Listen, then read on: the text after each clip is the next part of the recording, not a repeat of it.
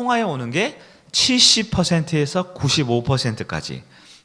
최근 10년간 새로 교회에 온 14,000명을 대상으로 설문조사를 한 결과죠. 그럼 왜 우리는 태신자를 작정하고 이른 양을 작정할까요? 우리 인간은 연약하기 때문에 나의 믿음 하나 건사하기 쉽지 않죠. 그러나 그런 전도 집회나 행복 나눔 축제를 통하여 VIP 작정을 통하여 다시 한번 우리가 믿음을 결단하며 전도하겠습니다. 우리의 친척과 가족과 이웃을 주님께 초청하겠습니다 하는 결단의 시간인 겁니다. 사랑하는 설교 성도 여러분, 혹시 아직 이른 양과 우리 VIP를 작정하지 못하셨으면 우리 주보 필경대에 전도 카드가 있습니다. 태신자 카드가 있어요. 우리 안내팀 도움을 받으셔서 작성하셔서 언제든지 내주시면 저와 우리 새벽 기도하는 성도님들이 새벽마다 그 이름을 불러가면서 기도합니다. 하나님께서는 기도를 통하여 우리의 태신자 작정을 통하여 그 영혼을 우리에게 보내주실 줄 믿습니다. 전도는 누가 합니까? 행복한 사람이 할 수 있어요. 내가 인생이 행복하지 않으면 한 영혼을 전도할 수가 없습니다. 내가 정말 주님 안에서 참된 믿음의 행복을 고백하지 않으면 한 영혼을 주님께 데려온다라는 것은 너무나 힘들고 어려운 일입니다. 오늘 말씀을 통하여 행복한 나를 세우기 원하는데요. 행복은 어디 있을까요?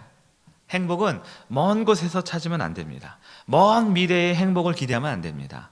행복은 바로 지금 여기서 우리가 행복하기를 결단하고 믿음으로 받아들일 때 행복이 시작됩니다. 지난주에 우리는 행복을 위해 행복의 첫걸음은 하나님의 마음을 알아야 한다라는 말씀을 들었습니다. 하나님이 세상을 창조한 목적, 하나님이 이 세상을 맨 처음 짓고 인류를 구원한 그 모든 과정의 목표는 저와 여러분의 행복이라고 그랬습니다. 하나님의 마음이 뭐예요? 바로 우리의 행복입니다. 그러면 이 나의 행복은 어떻게 세워갈까요? 행복한 내가 되기 위한 첫 번째 과정은 바로 나의 믿음을 세우는 것입니다. 믿음을 세우는 것입니다. 아니, 행복한 거하고 믿음이 하고 무슨 관계가 있습니까? 우리가 이렇게 생각할 수 있을 것 같아요. 행복한 건 삶에서 기쁘고 즐거운 거고, 믿음은 예수 믿어 천국 가는데요. 그러나 여러분, 오늘 이 예수님의 가르침, 오늘 본문을 통하여 이 행복과 이 믿음, 이 관계를 온전히 깨달아 온전한 행복한 나를 위해 바른 믿음을 갖는 여러분 되기를 축복합니다. 마태복음 16장을 우리가 읽었지요? 이 마태복음 16장은 정말 중요한 말씀이에요. 마태복음 16장을 보시면 우리 여러분 성경을 한번 볼까요? 마태복음 16장을 착 펴놓으시고, 이 16장은 총 28절로 이루어져 있습니다. 1절부터 4절은 간략하게 살펴보면 악한 세대가 표적을 구해요. 바리새인과 사두개인들이 와서 예수를 시험했다, 이 이야기가 나옵니다. 그리고 이어지는 5절에서 12절까지 말씀을 보면 예수님께서 제자들에게 이제 경고하시죠. 얘들아, 바리새인과 사두개인의 누룩을 주의해야 한다. 누룩을 주의해야 한다. 그리고 이어지는 13절 그리고 20절까지, 이것은 정말 중요하고 우리가 잘 아는 구절이죠. 베드로가 신앙 고백을 하는 과정입니다. 주는 그리스도시요 살아계신 하나님의 아들이십니다. 그러자 예수님께서 칭찬하시면서 이 반석 위에 내 교회를 세우리라, 음부의 권세가 이기지 못하리라, 아주 중요한 예수님의 구원의 핵심인 신앙 고백에 대한 이야기가 나오죠. 그리고 이어지는 21절부터 28절까지가 바로 우리가 읽은 본문이죠. 그런데 이 바른 신앙 고백을 했던 베드로, 그 베드로가 어떻게 됐을까요? 다시 넘어지는 장면이 나옵니다. 베드로가 예수님 앞에 뭐라고 이야기를 듣냐? 사단아, 내 뒤로 물러가라.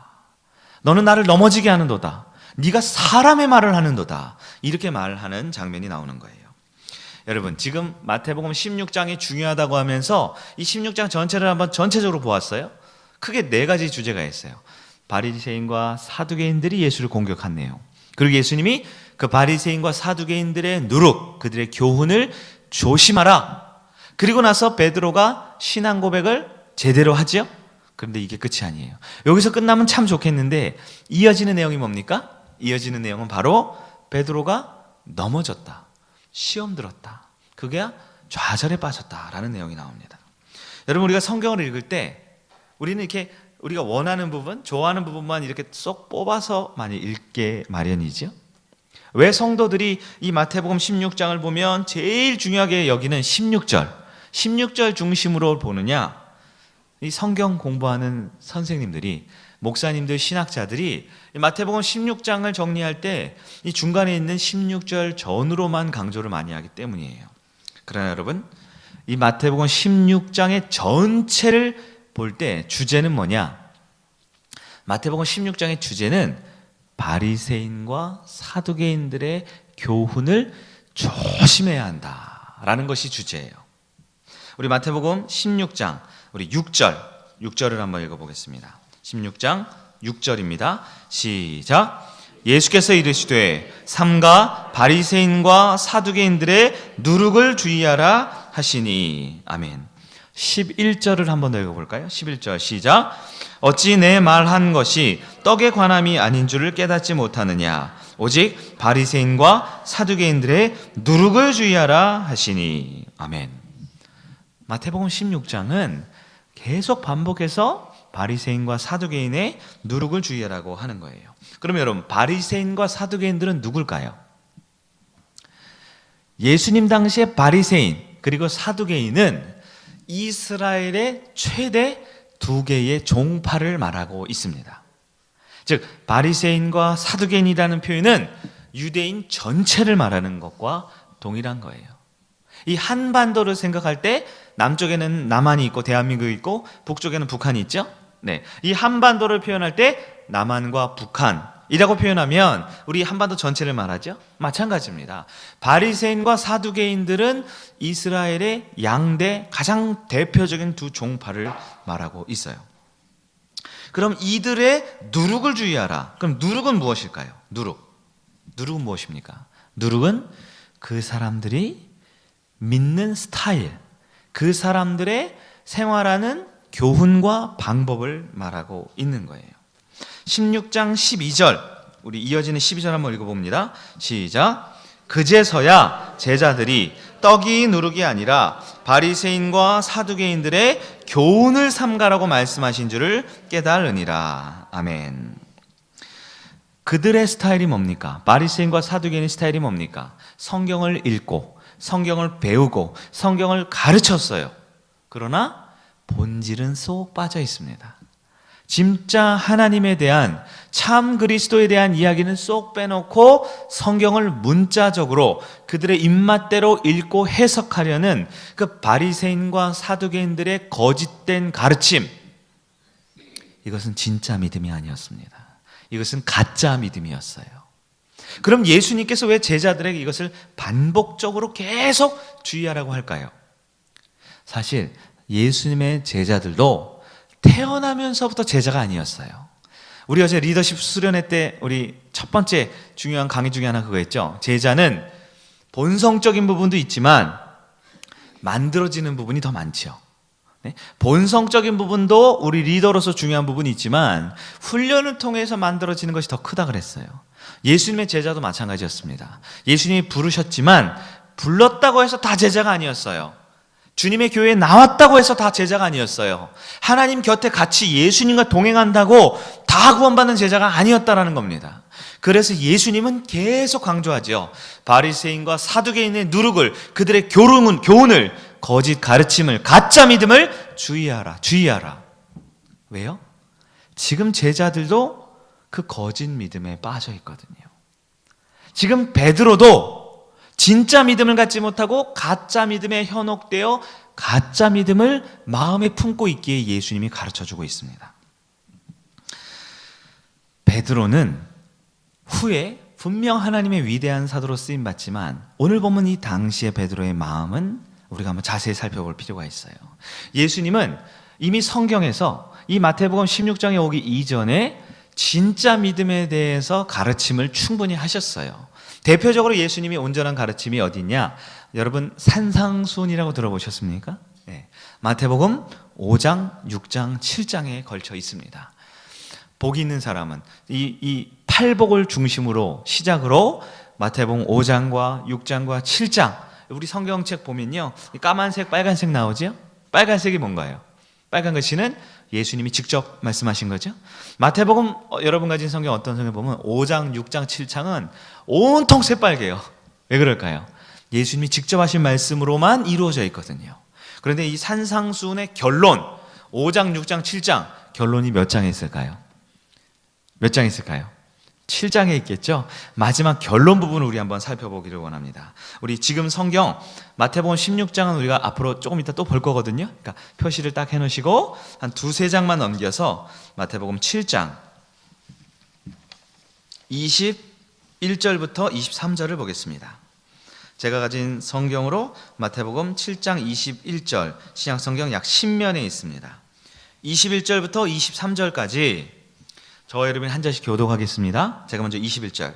나더러 주여 주여 하는 자마다 다 천국에 들어갈 것이 아니요 다만 하늘에 계신 내 아버지의 뜻대로 행하는 자라야 들어가리라.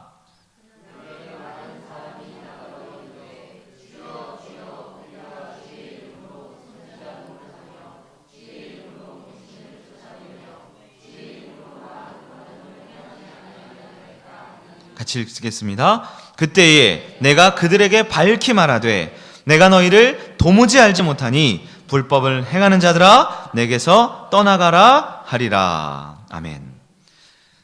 예수님께서 산상수훈의 말씀을 바른 믿음을 쭉 가르치면서 천국에 들어가려면 천국에 들어가는 바른 믿음은 어떤 믿음이에요? 주여 주여 말로만 외치는 믿음이 진짜 믿음이 아니라는 거예요. 예수님 앞에 하나님 앞에 주여 할 때 주여라고 말할 때 그 사람이 교회를 안 나오겠습니까? 주여라고 말할 때 그 사람이 예배를 안 드렸겠어요? 세상 사람들 불신 영혼들은 예수님을 주님이라고 안 부릅니다. 예수라고 부르지요. 네? 역사적 인물이라고 부르지요. 근데 주여라고 불렀다는 건 뭐예요? 믿음 생활 한다라는 거예요. 교회에 출석한다라는 거예요. 예배를 드렸다라는 거예요. 그러나 그가 주여 주여 외쳤다고 말하지만 23절 뒤에 뭐라고 말합니까? 내가 너희를 도무지 알지 못하니. 천국문 앞에 섰을 때 예수님은 주여 주여 아무리 부르짖고 외쳤다고 해서 천국문 앞에 들어오게 하는 것이 아니라는 거예요. 그러면 어떤 믿음이 천국에 들어가는 믿음입니까? 이어지는 24절 마태복음 7장 24절을 보겠습니다. 시작. 그러므로 누구든지 나의 이 말을 듣고 행하는 자는 그 집을 반석 위에 지은 지혜로운 사람 같으니. 아멘. 천국 가는 믿음이 뭡니까?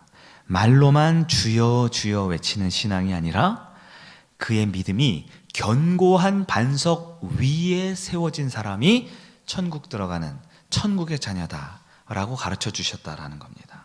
여러분, 산상수훈 예수님의 천국 구원의 비밀이 뭡니까? 입술로만 말로만 주여 주여가 아니라 바른 믿음이 반석 위에 세워지는 믿음이다라고 이미 산상수훈에서 가르쳐 주셨습니다. 우리가 오늘 읽은 본문 마태복음 16장으로 우리 다시 한번 가보겠습니다. 마태복음 16장입니다. 자, 그러면 본문에서 마태복음 16장에서 베드로가 주님을 대할 때 그의 마음은 과연 진짜 믿음이었을까? 아니면 알곡이 없는, 알맹이 없는 믿음이었을까? 마태복음 16장 16절 아주 유명한 구절이죠. 우리 함께 베드로의 신앙 고백을 보겠습니다. 16장 16절 시작. 시몬 베드로가 대답하여 이르되 주는 그리스도시요 살아계신 하나님의 아들이시니이다. 아멘. 여러분, 베드로의 이 신앙 고백은 온전한 정확한 신앙 고백이었습니다. 18절을 읽어볼까요? 이 베드로의 고백에 예수님이 뭐라고 말씀하실까요? 18절 시작. 또 내가 내게 이르노니 너는 베드로라. 내가 이 반석 위에 내 교회를 세우리니 음부의 권세가 이기지 못하리라. 아멘. 교회를 어디에 세운다 그랬어요? 반석 위에. 아까 마태복음 7장 결론에 바른 믿음은 말로만 주여 주여가 아니라 그의 믿음이 바른 반석 위에 세워진다 그랬죠. 여러분, 베드로의 신앙 고백이 뭡니까? 이 신앙 고백이 바로 반석인 거예요. 베드로가 앞으로 교회를 세워나갈 텐데, 예수님께서 앞으로 교회를 이끌어 가실 텐데 무엇이 근거하여 교회가 운영되냐? 바로 바른 신앙 고백. 주님은 그리스도이십니다. 살아계신 하나님의 아들이십니다. 이 온전한 믿음, 바른 신앙 고백, 이 고백이 저와 여러분, 우리 성일교회의 믿음의 고백이 되기를 축원합니다. 그러면 베드로가 이 신앙 고백을 할 때 그 신앙 고백의 내용은 몇 점짜리예요? 100점짜리죠. 그 신앙 고백의 내용은 정확합니다. 그렇다면 오늘 우리가 살펴볼 내용이 이제부터예요. 그 베드로가 입술로 신앙 고백을 했던 그 내용은 맞는데 과연 그 마음의 중심은, 베드로가 이 고백을 할 때 그 마음의 중심은 과연 어떤 마음이었을까요? 진짜였을까요? 아니면 아직은 알곡이 없는 가라지와 쭉정이였을까요? 우리가 주변에 보면 많은 사람들이 서로 칭찬하고 이렇게 좋은 말 하죠. 저한테도 많은 성도님들이 이런 얘기를 참 많이 해요. 목사님 무슨 일 있으세요? 왜 이렇게 야위셨어요? 이런 얘기를 합니다. 진짜예요, 가짜예요? 네? 목사님 왜 이렇게 얼굴이 반토막이 됐습니까? 이런 얘기를 해요. 그건 저 기분 좋으라고 하는 얘기죠. 아니면 저한테 혹시 마음에 근심이 있습니까? 이런 얘기죠. 근데 그 말은 사실과 다릅니다, 여러분. 사실과 달라요. 제 배를 보면 아실 거예요. 날로 풍요롭게 살이 찌고 있어요. 어떤 사람이 말을 할 때 그 사람이 말을 했다고 해서 그게 그 사람이 본심은 아닐 때가 있죠. 네. 내가 너를 사랑합니다. 내가 너를 축복합니다. 이렇게 말을 하지만 속으로는 미움과 갈등이 있을 수 있어요. 우리가 예배를 드리기 시작할 때 앞뒤 좌우를 보면서 인사하죠? 오늘 뭐라고 인사하라고 그랬어요? 기억 안 나면 가짜인 거예요. 우리가 다 같이 행복합시다라고 인사했죠. 근데 다 같이 행복합시다 이렇게 표정을 지으면서 다 같이 행복하라고요. 이렇게 표정을 지으면 행복하자는 거예요? 싸우자는 거예요? 그래서 제가 웃는 미소 중요하죠. 우리 리더십 수련회 때 우리 배웠잖아요. 낙하산과 낯짝은 펴져야 사는 거예요. 네? 낯짝이 안 펴지면 이건 살자는 게 아니에요. 죽자는 겁니다. 여러분, 베드로가 지금 신앙 고백을 했습니다. 예수님 앞에. 주님은 그리스도입니다. 기름 부음 받은 자이죠. 메시아입니다. 살아계신 하나님의 아들입니다. 하나님의 아들이 무슨 뜻이에요? 사람의 아들은 사람이죠. 개의 아들은 강아지죠. 하나님의 아들은 하나님이란 뜻이지요. 베드로의 고백은 주님은 진정한 구원자이며 나의 하나님입니다 라고 믿음의 고백을, 신앙 고백을 한 거예요. 이 신앙 고백은 몇 점짜리라고요? 100점짜리. 그러면 그의 믿음도 진짜였느냐? 겉모습은 진짜였지만 그의 알맹이가 진짜였느냐? 우리가 몇 주 전에 살펴봤죠? 이 알곡과 가라지. 알곡은 뭐예요? 안에 알맹이가 있어요. 근데 알곡과 가라지의 겉모습은 똑같죠? 근데 가라지 쭉정에는 뭐가 없어요? 우리 이영주 집사님 표현으로 말하면 알이 없어요. 알이. 알맹이가 없는 거예요. 베드로는 바른 신앙 고백을 했지만 그의 믿음이 진짜였느냐? 우리가 오늘 처음 읽었던 21절이 바로 그것을 말해주는 거예요. 21절 같이 한번 읽어보겠습니다. 시작. 이때로부터 예수 그리스도께서 자기가 예루살렘에 올라가 장로들과 대제사장들과 서기관들에게 많은 고난을 받고 죽임을 당하고 제3일에 살아나야 할 것을 제자들에게 비로소 나타내시니. 아멘. 이때로부터 21절에 언제요? 이때로부터. 여러분 이때가 언제일까요? 베드로가 바른 신앙 고백을 한 그 후부터 예수님께서 이때로부터 무엇을 하셨어요? 예수님이 고난받는다, 십자가에 달려 죽는다, 부활하고 구원을 이룰 것이다. 그 전까지는 얘기 안 했어요. 언제부터 말했다고요? 베드로의 신앙 고백 이후 이때로부터. 여러분, 예수님께서 이 상황을 우리가 정확하게 이해할 필요가 있습니다. 많은 성도들이 교회에 와서 신앙생활을 시작합니다. 기도하면 응답받지요.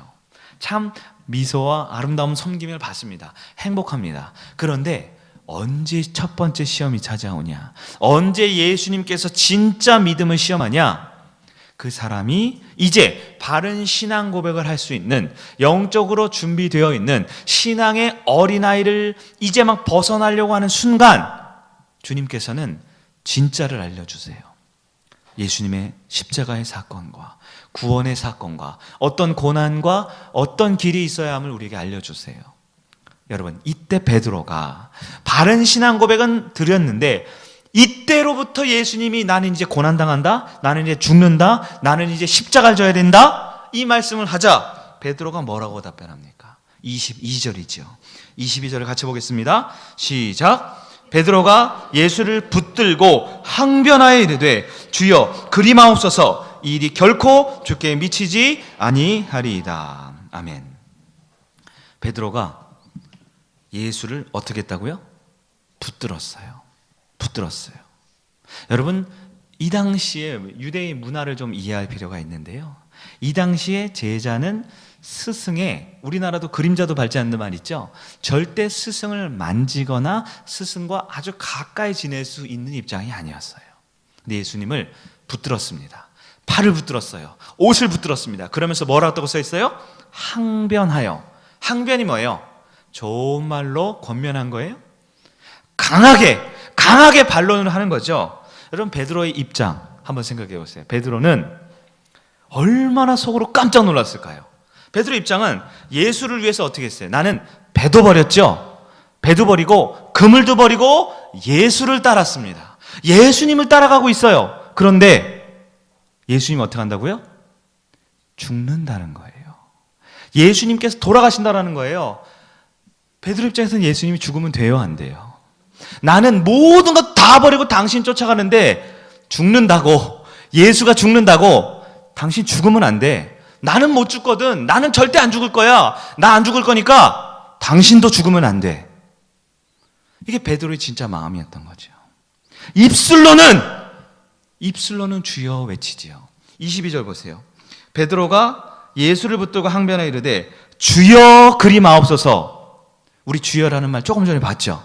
마태복음 7장에 봤죠? 말로만 주여 주여 외친다고 천국에 들어오는 것이 아니래요. 여기서 지금 베드로는 주여 그리마옵소서. 이 주여가 누굽니까? 베드로의 진짜 주가 누구예요? 예수님입니까? 아니에요. 베드로의 주님은 자기 자신이에요.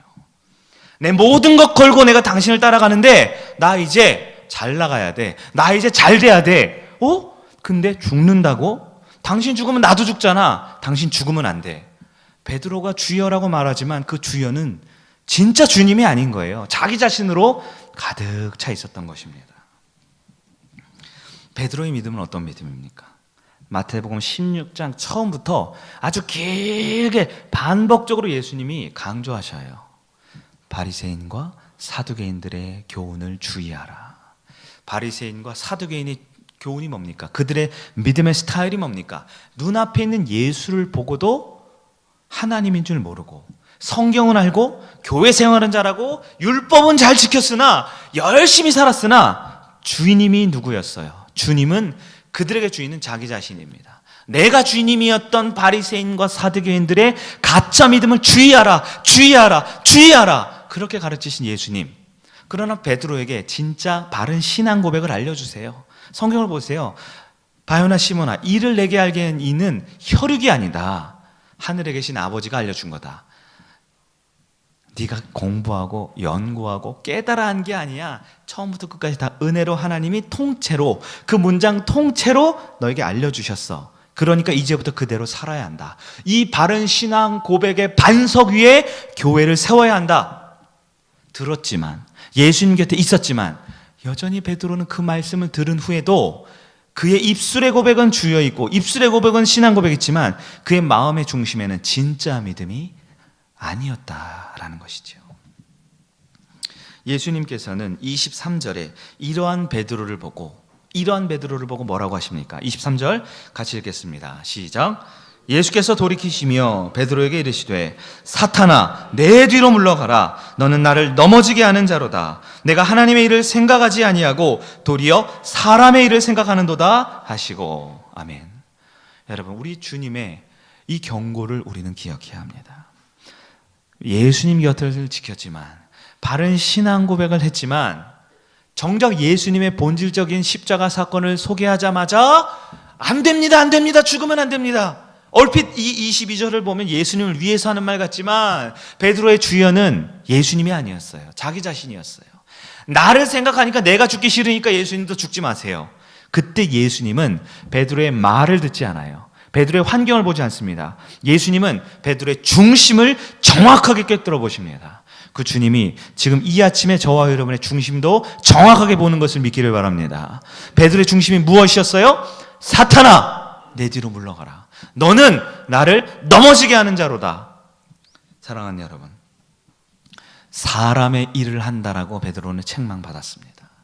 여러분, 우리도 신앙생활을 합니다. 우리도 예배를 드립니다. 우리도 오늘 사도신경을 주님 앞에 고백했습니다. 찬양의 고백, 기도의 고백을 했습니다. 그러나 주님이 정말 묻고 싶은 것은 우리의 마음입니다. 우리의 마음이 진짜인가 가짜인가. 십자가가 닥쳐오고 고난이 닥쳐오면 우리는 금방 주인의 자리를 뒤바꿔 버립니다. 내가 주인이 됩니다. 돈이 주인이 됩니다. 세상의 명예와 권력과 세상의 성공이 주인이 되어버립니다. 그리고는 입술로는 늘 이 자리에 주여 주여 외치지만 내 주인이 진짜 누구인지 우리는 이 시간 말씀을 통해 점검을 해보아야 하는 것입니다. 여러분, 믿음이란 무엇입니까? 믿음이란 배워서 알게 된 믿음이 있고요, 내 마음의 중심으로 우러나오는 믿음이 있습니다. 여러분, 처음에는 믿음을 다 배워야 합니다. 말씀을 통해 믿음을 배우고 믿음을 접하고 믿음을 듣고 새겨야 합니다. 그러나 그 믿음이 단지 듣는 것에만, 배우는 것에만 그친다면 베드로의 이 가짜 신앙 고백이 될 수밖에 없는 거예요. 입술로는 주여, 입술로는 주님은 그리스도시다고 말하지만 조금이라도 내 삶에 위협적인 어려움이 닥쳐오면 그리하지 말라고 사탄의 짓을 하는 겁니다. 여러분, 우리에게는 바른 교훈의 설교 말씀을 들어야 할 이 예배의 자리가 꼭 필요합니다. 말씀을 듣고 그 바른 믿음에 대해서 깨닫는 여러분 되기를 축복합니다. 그러나 말씀을 듣는 것만 한다라면 이 아직 알맹이가 없는 베드로와 똑같은 상태예요. 예수님도 알고 주님도 알고 구원도 알고 복음도 들었지만 진짜 알맹이가 채워지기 위해서는 말씀을 듣는 것에서 그치면 안 됩니다. 반드시 기도로 이 말씀이 내 마음에 녹아져야 합니다. 이 생명의 말씀이 내 삶에 녹아져야 합니다. 어디 녹아져야 된다고요? 내 안에 녹아져야 하는 거예요. 내 안에. 여러분, 예수님의 해답이 무엇입니까? 25절을 한번 읽어볼까요? 마태복음 16장 25절입니다. 다 같이 시작.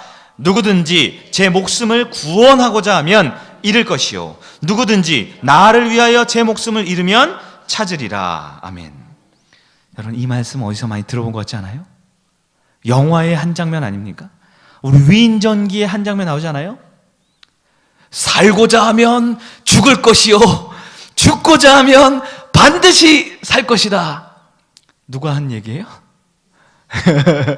500년 전에 명랑해전에서 이순신 장군도 이걸 알았잖아요. 이 말씀을 알았잖아요. 근데 누가 몰라요? 베드로는 모르고 있어요.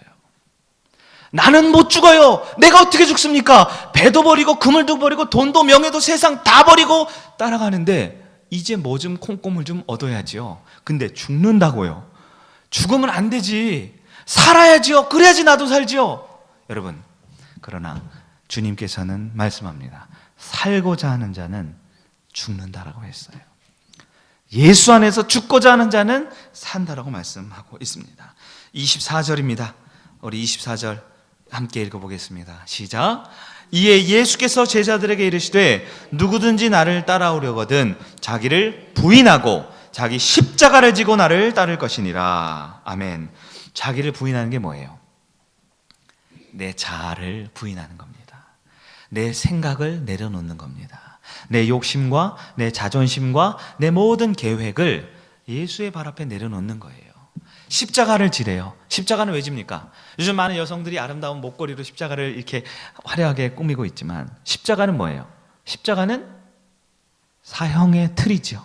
죽음의 형장이죠. 십자가를 지라는 게 뭡니까? 십자가. 죽을 준비를 하라는 거죠. 아니요, 죽으라는 겁니다. 죽기 위해 예수를 따르라고 하는 겁니다. 여러분, 베드로의 믿음은 아직까지 베드로의 믿음은 쭉정이의 믿음입니다. 가라지의 믿음입니다. 알곡이 없는 믿음이에요. 왜요? 바리새인과 사두개인의 교훈이 바로 베드로에게까지, 제자들에게까지 여전히 영향을 미치고 있었다라는 겁니다. 여러분, 이 시간 나의 믿음을 한번 돌아볼까요? 나의 믿음은 진짜인가요? 가짜인가요? 예수님이 죽으면 안 되죠. 예수 안에 죽으면 안 되죠. 나는 못 죽습니다. 이러한 베드로의 이 모습 그대로가 아닌가요? 불완전한 이 베드로의 믿음은 나중에 회복되지만 사도 바울에 가서 완숙한 믿음의 신앙 고백으로 바뀌어져 있습니다. 여러분, 우리 갈라디아서 2장 20절 말씀을 한번 보겠습니다. 신약성경 304쪽입니다. 조금 먼 말씀이지만 너무나 중요한 말씀이기 때문에 갈라디아서 2장 20절 신약성경 304페이지입니다. 우리 함께 한 목소리로 읽어보겠습니다. 갈라디아서 2장 20절입니다. 같이 한번 읽어보겠습니다. 시작. 내가 그리스도와 함께 십자가에 못 박혔나니 그런즉 이제는 내가 사는 것이 아니요 오직 내 안에 그리스도께서 사시는 것이라. 이제 내가 육체 가운데 사는 것은 나를 사랑하사 나를 위하여 자기 자신을 버리신 하나님의 아들을 믿는 믿음 안에서 사는 것이라. 아멘. 사도 바울은 바른 믿음을 완숙한 신앙 고백을 정리합니다. 진짜 믿음이 뭡니까? 나는 죽고 예수 안에 살아가는 삶입니다. 바른 믿음은 내 모든 자아와 내 모든 인간적인 삶을 예수님 앞에 못 박는 겁니다. 죽는 게 쉽습니까? 쉽지 않죠. 내 모든 생각과 내 모든 자아와 내 모든 욕심과 내가 믿고 싶은 대로 사두개인과 바리새인들 그들의 교훈대로 믿고 싶은 인간 중심의 믿음을 십자가에 못 박고 예수로 다시 태어나 예수로 다시 사는 믿음이 진짜 믿음이다라고 말한 겁니다. 여러분, 이 갈라디아서 2장 20절은 우리 성일교회 모든 성도님들의 필수 암송 구절이 되어야 합니다. 이제 이 말씀 찾자 그러면 아직 찾으세요?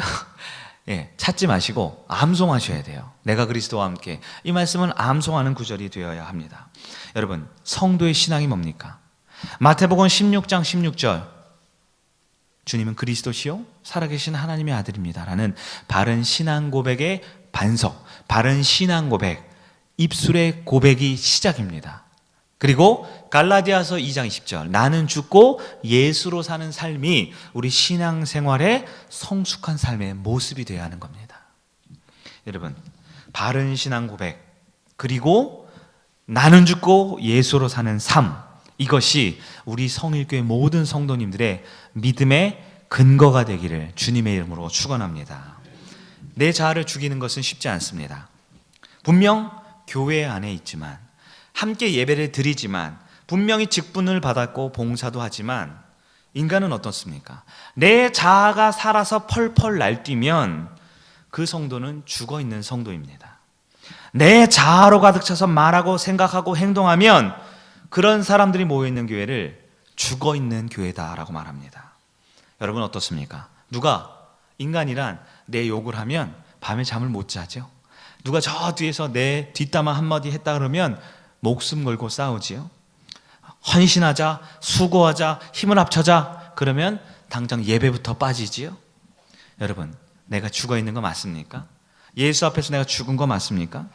여전히 내 생각과 내 자아가 가득 차서 내 입장과 내 뜻과 내 생각을 주장하고 있지 않습니까? 우리 앞으로 한 두세 장만 넘겨서 한 장만 넘기면 되겠네요. 고린도 후서 13장 5절 읽어보도록 하겠습니다. 마지막으로 읽겠습니다. 우리 신약 301면 고린도 후서 13장 5절 말씀입니다. 한 장만 넘기시면 돼요. 많이 안 남기셔도 돼요. 제가 가진 성경으로 301면 13장 5절입니다. 다 같이 읽겠습니다. 시작. 너희는 믿음 안에 있는가? 너희 자신을 시험하고 너희 자신을 확증하라. 예수 그리스도께서 너희 안에 계신 줄을 너희가 스스로 알지 못하느냐? 그렇지 않으면 너희는 버림받은 자니라. 아멘. 예수님께서 우리가 말씀합니다. 너희에게 믿음이 있느냐? 여기서 말하는 믿음은 베드로의 신앙 고백에 근거하여 그 반석 위에 바울의 나는 날마다 주님 안에서 죽겠다, 십자가에 못 박히겠다라는 바른 믿음입니다. 여러분, 그 믿음이 있습니까? 본문은 시험하고 확증하라고 합니다. 그렇지 못하면 우리는 버림받게 된다라고 말합니다. 사랑하는 성일교회 성도 여러분, 오늘 말씀의 도입은 행복한 나였습니다. 행복한 나를 위해 우리는 천국에 대한 확증이 반드시 필요합니다. 우리가 만약에 천국에 갈 자격도 없고 천국에 갈 수 있는 능력도 없고 구원의 확신도 없으면서 행복을 원한다는 것은 맞지 않아요. 왜냐하면 하나님은 우리를 행복하게 하기 위해서 창조하셨어요. 그리고 영원한 행복 천국에 데려가기 위해서 우리를 위해 구원하셨습니다.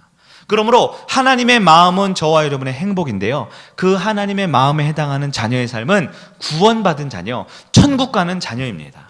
그런데 그 천국에 가려면요, 바른 믿음이 있어야 됩니다. 우리의 행복은 언제나 바른 믿음의 근거에서만 세워지는 거예요. 우리가 교회를 다니고 신앙생활하지만 행복하지 않다, 참 불행하다, 주님 앞에 예배드리는 이 순간 빼고는 앞뒤 전후좌우로 늘 고난과 고통만 있다. 여러분, 그렇다면 우리의 믿음을 다시 한번 점검해야 합니다. 그 믿음을 시험해보고 확증해야 합니다. 왜냐하면 천국은 다시 갈 기회가 있지 않습니다. 나는 진짜 믿음인 줄 알고 천국문 앞에 섰는데 주님은 내가 마지막 때에 너를 도무지 알지 못한다. 오늘 본문에 너희는 버림받을지 모른다. 여러분, 인생은 두 번 살 수 없습니다. 이 땅에서의 행복은 영원한 행복으로 이어질 수 있습니다. 여러분, 혹시 내가 베드로처럼 바른 성경 말씀을 듣고 설교를 들었기에 신앙 고백은 할 줄 알지만 주여 주여 외칠 줄은 알지만 그 마음의 중심에 여전히 내가 시퍼렇게 살아있다라면 우리는 오늘 이 말씀을 통해 나를 예수의 십자가 앞에 내 자아를 못 박을 수 있어야 합니다.